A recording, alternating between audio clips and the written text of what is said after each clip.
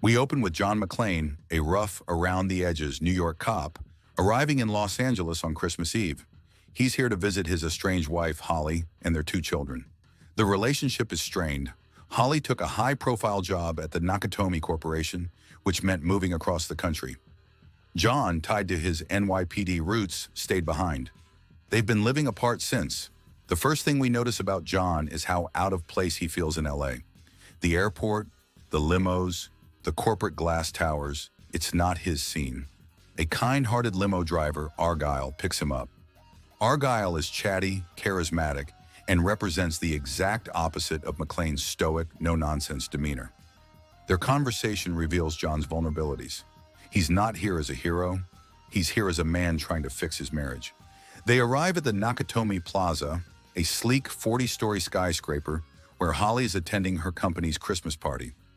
Argyle offers to wait in the basement garage, just in case things don't go well with Holly. It's a small gesture, but one that shows Argyle's genuine kindness.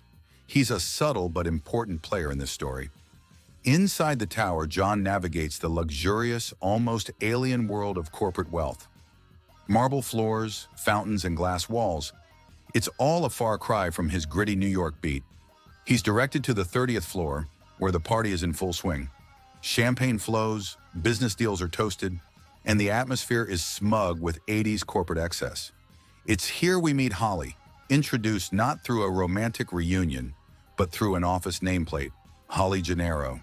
She's using her maiden name professionally, a detail that stings John more than he admits. Their reunion is polite but tense. Old wounds resurface quickly. Arguments bubble up about career priorities, family sacrifices, and the cost of ambition. Yet beneath the barbed words, there's an undercurrent of lingering affection. Neither is ready to give up, but pride gets in the way. As the party rages on, a new presence enters the scene. A truck pulls into the building's underground loading dock. Out step a group of men dressed in workman's clothes, moving with the precision of a military unit. They're not delivery drivers. These are professional criminals. At their helm is Hans Gruber, portrayed with chilling charisma by Alan Rickman. Hans is not your typical movie villain. He's cultured, articulate, and operates with the cold efficiency of a chess grandmaster. His team comprises experts in electronics, explosives, and armed combat. Their objective, to seize control of Nakatomi Plaza and access the corporate vault, which holds $640 million in negotiable bearer bonds.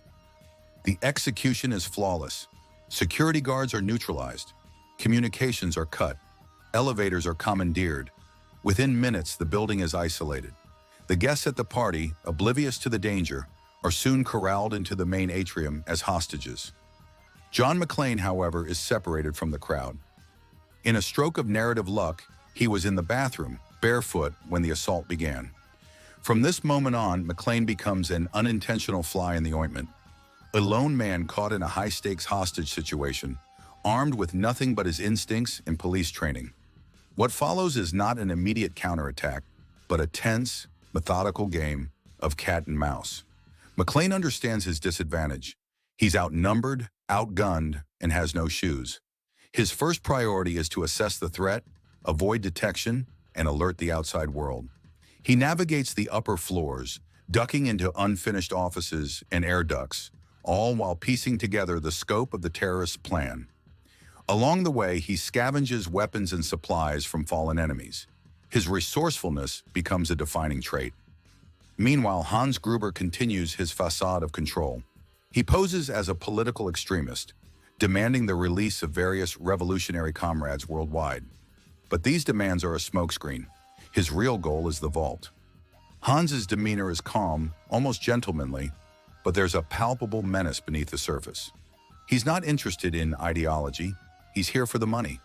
The contrast between Gruber and McClane is stark. One is refined and strategic. The other is rough and reactive. But both are intelligent, calculating, and stubborn. Eventually, McClane succeeds in triggering a fire alarm, which brings the Los Angeles Police Department to the scene. But this is no cavalry charge. The LAPD's response is slow, bureaucratic, and plagued by internal politics. Deputy Police Chief Dwayne T. Robinson embodies the department's ineptitude. Arrogant, dismissive, and quick to underestimate the situation. Enter Sergeant Al Powell, a desk-bound officer sent to check the building. Powell's introduction is deceptively casual. He stops at a convenience store, chats with a cashier, and seems detached from the chaos brewing above. But when Powell's cursory inspection turns serious, he becomes McClane's lifeline to the outside world. Over a stolen radio, McClane establishes contact. What follows is a compelling subplot of two men forming a bond through shared adversity. They're both lawmen, both dealing with personal regrets, and both determined to see this through. Powell's quiet support becomes a moral anchor for McClane. In a world of corporate greed, media sensationalism, and bureaucratic incompetence, Powell represents genuine decency. As the night progresses, the stakes become deeply personal. McClane learns that Holly is among the hostages. This revelation sharpens his resolve, but also raises the emotional cost of every decision. He's no longer fighting abstract villains. He's fighting for someone he loves. Hans Gruber, ever the master manipulator, capitalizes on media coverage to apply pressure. The news outlets, hungry for ratings, broadcast sensitive information that compromises McClane's anonymity. The emotional weight escalates when the terrorists identify Holly as McClane's wife. Tension reaches new heights as McClane's physical condition deteriorates. His feet, cut and bleeding from broken glass, become a recurring symbol of his vulnerability. Every step is agony, yet he keeps moving. McClane's inner monologues, often delivered through strained conversations with Powell, reveal a man grappling with guilt, pride, and an overwhelming sense of responsibility. He's not a superhero. He's a man who refuses to quit. Parallel to the main conflict, Die Hard offers biting commentary on institutions meant to protect and inform.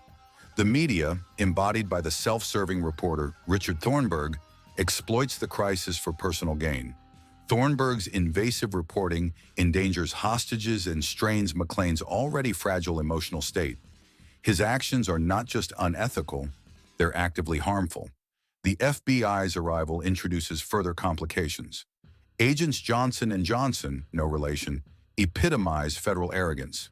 Their by-the-book assault plans disregard the hostages' safety and reflect a chilling indifference to collateral damage. Their tactics are less about saving lives and more about executing standard operating procedures. These side plots serve a dual purpose. They increase the external pressures on McClane and expose the systemic failures of institutions. In contrast, McClane's lone wolf approach, though unorthodox, emerges as the only effective response. The heart of Die Hard lies not in its gunfights, but in its strategic maneuvers. Hans Gruber's plan to crack the Nakatomi Vault involves disabling 7 layers of security, each requiring precision and timing. His confidence is well-earned. Every contingency is accounted for, except McClane. McClane, lacking resources, counters with creativity. He uses guerrilla tactics, setting traps, improvising explosives, and leveraging the building's architecture to his advantage. Each encounter with Hans's men is less a battle and more a puzzle. How to survive, how to disrupt. A pivotal moment occurs when McClane and Gruber meet face-to-face, with Hans pretending to be an escaped hostage. The scene crackles with tension as both men size each other up, each aware but playing along. It's a psychological duel, underscoring that the real battle is not just physical, it's cerebral. At its core, Die Hard is not merely an action movie. It's a story about connection, pride, and the human cost of isolation. John McClane's journey is as much about reconciling with Holly as it is about stopping terrorists. His physical ordeal mirrors his emotional one. Every injury, every setback forces him to confront his own failings, not as a cop, but as a husband and father. The skyscraper becomes a metaphorical crucible, stripping away McClane's defenses and ego, revealing a man who, despite his flaws, will go to extraordinary lengths for those he loves. The end. Subscribe now for part 2 and more stories.